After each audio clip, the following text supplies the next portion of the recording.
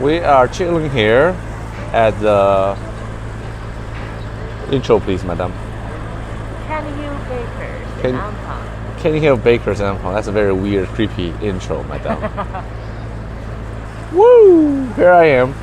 Good morning. All right, so I got a couple topics written on my note here. Which one? So let's see. Let's do a video. Since I really enjoy doing my video on black people. Let's do the video on the rise of China and the meaning for black people.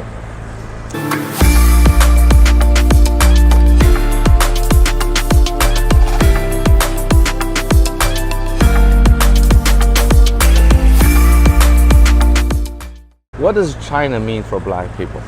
Well, it depends what group of black people we're talking about.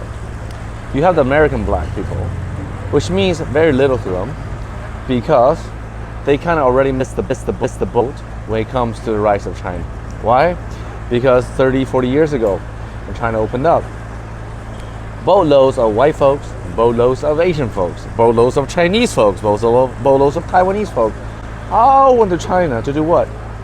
To source things and turn around, bring it back to their home country and sell it for 5x, 10x the price. Flippers, container flipper we call them.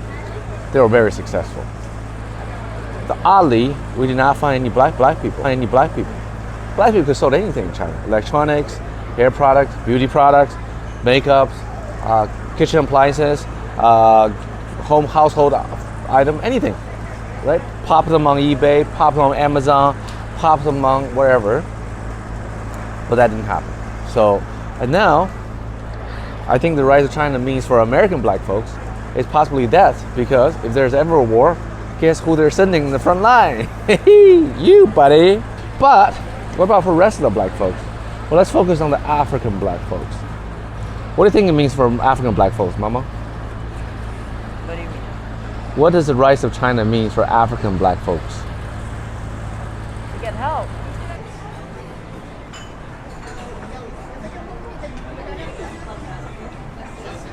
Espresso coffee, $2. Cappuccino, $3. Well, $2.85. Cortado, $2.50. And this is premium coffee, folks? Not Starbucks. Look at this. Show you the waffles, strawberry and cream, $6, $5.50 actually, because depreciation. Yeah, I know, $5.50 for a waffle. Can you believe this?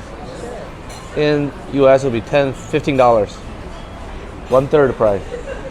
Fried chicken $6? with maple syrup, less than $6. Wow. Amazing. I love Malaysia, and the food quality is very good. I want the fried chicken waffle. Fried chicken waffle. That's because I have a brown sister with me. Yeah. Wait, oh my soul brothers and sisters. So brother, sister, also eating chicken and waffle right now.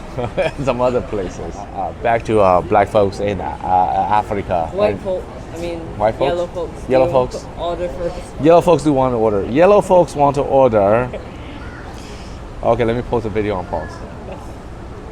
Now that I've decided to also have fried chicken and waffles, What about your drink? my drink will be a cappuccino, sir. Two All right, cappuccino hot. aside from the story about And- chicken and waffles, the story I heard while I was living in San Francisco is that back in the days when Harlem was still a very Thank you. up and coming place, when black people had jobs, Harlem, they would go out and party all night. Then by the time the club closed, it was like 5 or 6 in the morning. So they're hungry and they couldn't decide whether they want to have breakfast or dinner. Therefore, they mixed the two. Fried chicken for dinner and waffle for breakfast. And it became a thing. And it's a pretty delicious thing. Anyway, let's talk about black people in Africa and the rise of China.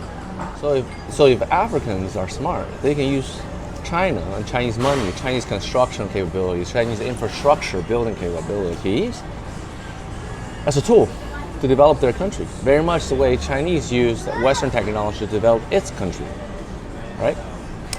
What does this mean on an individual level for African people is that, man, there are tremendous amount of trade opportunities with China.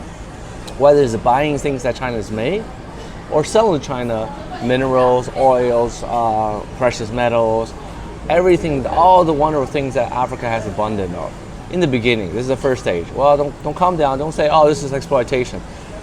We all started there. What do you think China sold to the West when we first started? They sold them cheap labor because that's what China had abundant of too.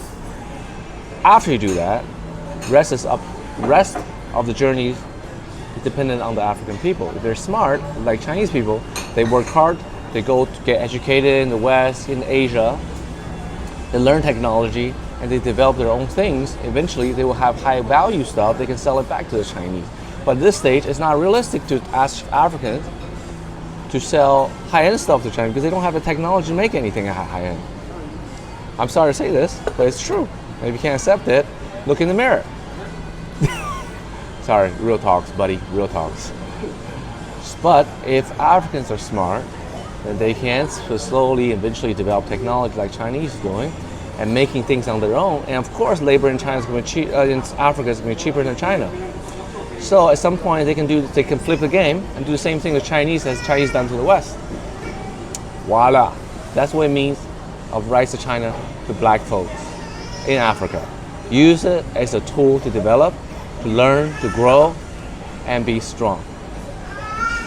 Real talk. Subscribe, mofo. Hit that like button if you feel like you got something from this video.